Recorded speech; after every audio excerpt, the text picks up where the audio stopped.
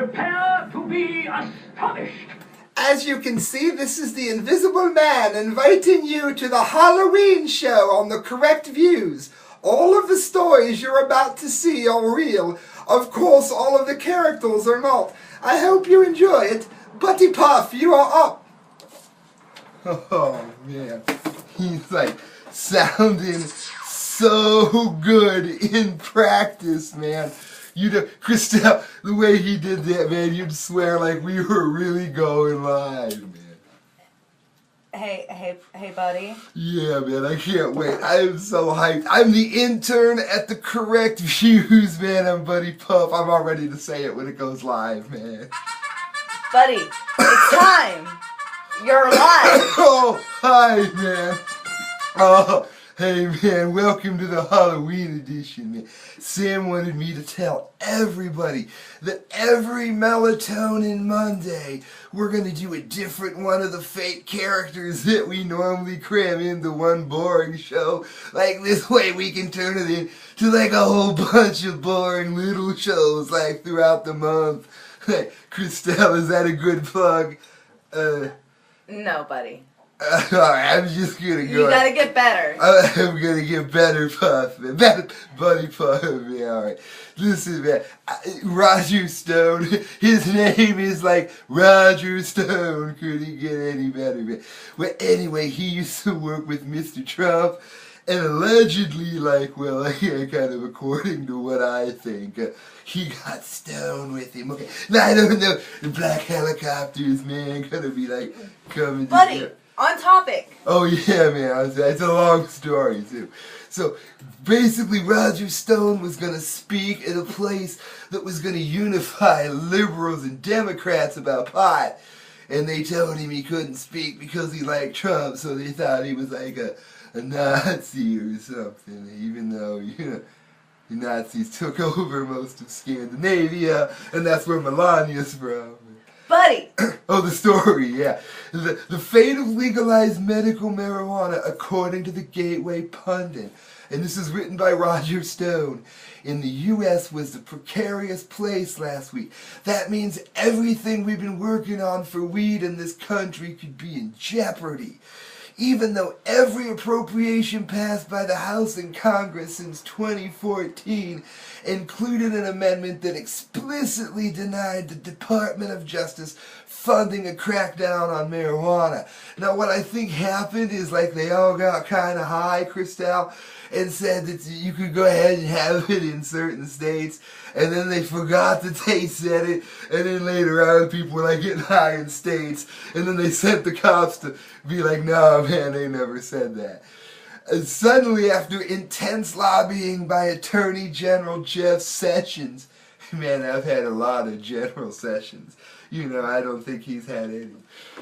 I know, I gotta keep going. The House Rules Committee said they would not allow the amendment to be attached to the current appropriations bill. So basically, like, Sessions is like, we lied. Fortunately, the support of President Trump and Senator Schumer, and those two, like, never agree, man. Like, you know how I said earlier that people shouldn't agree more, and like, I'm getting off topic. Yeah, buddy. But anyway, Schumer's like a raging Democrat. He thinks like Trump's like evil Nazi guy or something. So the amendment was attached to the emergency appropriation bill of Hurricane Harvey. And he was going to go in Washington to speak on it. Because Sessions had like really made him mad and stuff. Well, recently he said, I launched a bipartisan effort, and not me, like Roger Stone, the United States Cannabis Coalition, to persuade Mr. Trump to honor his pledge made during the presidential campaign. I'm going to go ahead and take this off screen share so you guys there can see like a Halloween fun. I think they weren't getting none of the fun because I don't know what I'm doing. He said that basically the president was to order Attorney Jeff Sessions to continue to honor the Holder memo. Now he said he's not a newcomer to the issue of marijuana, which is kind of something him and I have in common, so maybe I could be like Roger Stone and work with the president. Oh, sorry. I have written and spoken and marched and rallied for drug laws, he says, for 20 years with a name like Roger Stone, man. He spoke at the Countdown to Justice rally along with Russell Simmons and Reverend Al Sharpton, who also never agrees with Trump on anything, but they all agree on like getting high. So Crastel, you think if we took the states that allow marijuana and got stoned with Kim Jong-un that we could fix everything?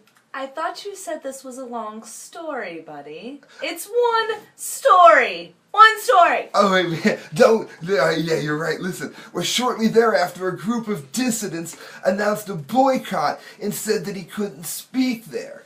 And the reason, like they said, he wasn't allowed to do it was that he was some kind of misogynist or deplorable racist and anti-Semitic rhetoric, while many of the alleged quotes that offend them are simply fabricated things that he never said. Which meant, man, they had like the really good weed, and they were getting stoned out of their minds, man.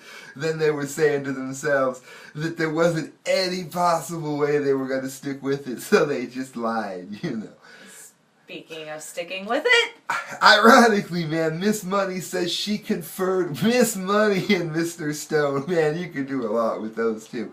They got with the Reverend Al Sharpton, who was being paid $25,000 to speak there, man. And yet they told Stone that he couldn't speak, even with a name like Stone, man. Just in terms of raw numbers of those prosecuted under our archaic federal drug laws, it was Obama and Clinton that would make Reagan look like pikers, and yet they were condemning the Republicans for the war on drugs. So basically the left and right get along when it comes time to talk about what to do with drugs, but then they remember when they're not high that they don't get along anymore. So they're like, oh man, just forget it, let's just keep fighting. So they fight in between getting stoned. And that's your report, man. Now, I'm going to go ahead and let Sam close out here, and I know you guys are going to vote for me, because I gave you some concise, to-the-point recording, man. Yeah. I don't even really know what to say about that, to tell you the truth. Here's what I'm going to tell you, friends. Just go ahead and let us know how you like Buddy Puff. Give him a vote on the scale of 1 to 10. That's going to be the easiest way to do it. In case you can't tell, it was me, and I don't even know why I bothered to change. I'm so used to Halloween. Let me know which characters you like the best. Next week we're going to have the redneck, Billy Bob Joe, Jimmy John, and that was Buddy Puff bringing you the update about Jeff Sessions and Trump changing his mind on weed. Let me know which character you like the best, because they're going to be doing Halloween Sunday. Happy Halloween.